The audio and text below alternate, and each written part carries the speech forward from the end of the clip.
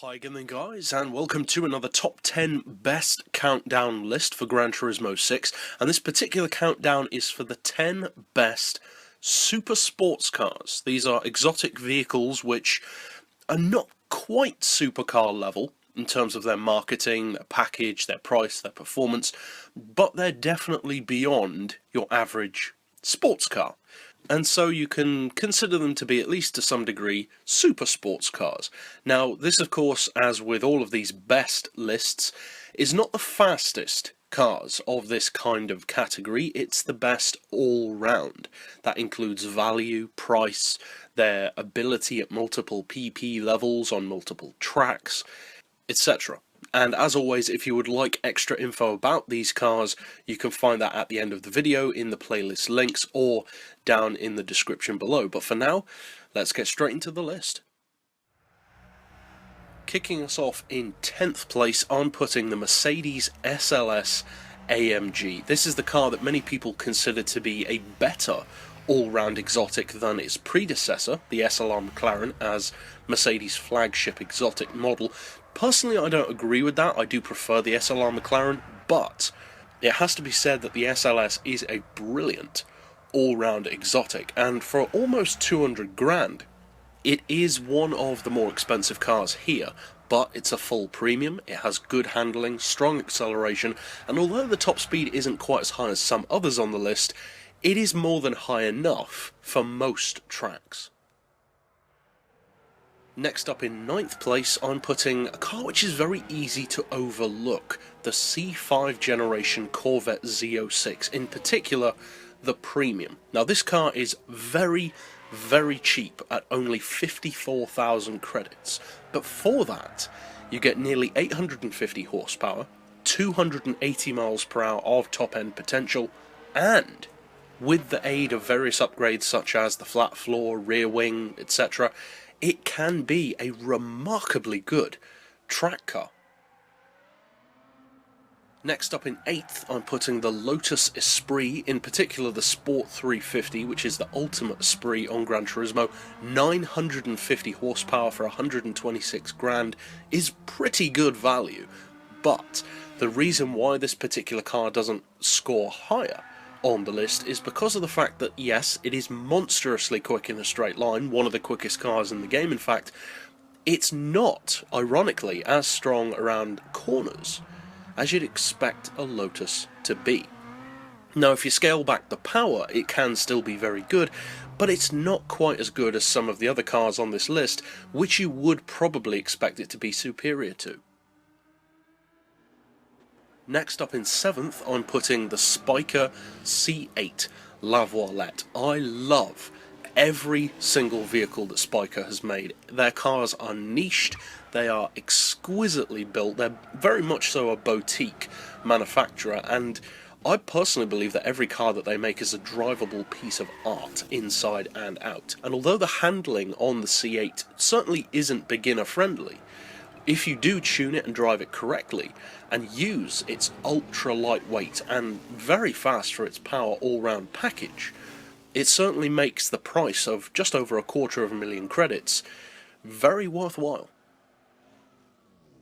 In 6th now, I'm putting another choice which is very easy to overlook and also underestimate, but those who do like this car know just how good it can be, the Shelby Series 1, the spiritual successor to some degree of the Cobra, and this car is a brilliant seasonal event and PP specific exotic. It's extremely fast, especially for its power. It can give vehicles like the SLS and various others on this list a great run for their money in a straight line, but it's actually superb around corners as well, especially when you're restricted in terms of PP and power. It's quite simply a brilliant all-round car. Moving up into 5th place now, a very popular choice.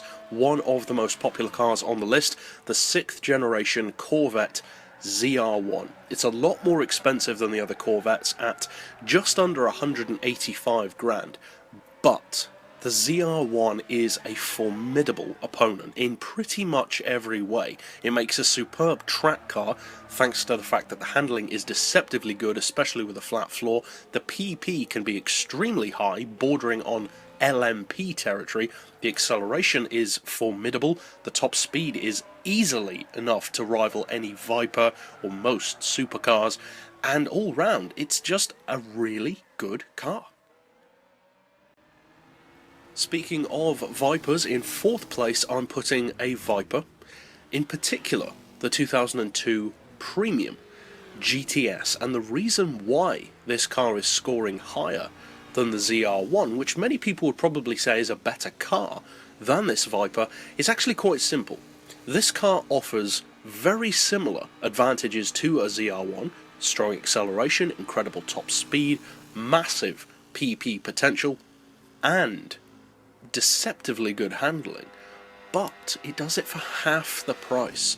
The ZR-1, as we said, is a 185 grand car, whereas this is 90 grand, and that sheer value for money and affordability just puts this car over the edge to be 1 point higher in this top 10 list. Moving up now into our top 3, I'm putting a vehicle which I have featured in another top 10 best pick, and this is the Honda NSX Type R. This is a superb vehicle. I cannot stress that enough. If you don't own this car, regardless of if you're an NSX fan, you need to own this vehicle on Gran Turismo. It is so quick and so good for the numbers that it has to work with. Despite being by far the least powerful car on this list, around the track, especially if you're talking PP limited racing, the NSX-R can run with, if not beat, the vast majority of the cars on this list.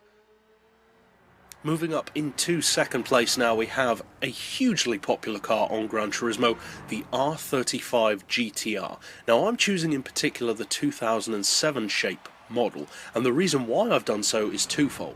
One reason is because the later GTRs can be considered by some to be more pure supercars than super sports cars, and although personally I disagree with that, I can understand why people feel that way.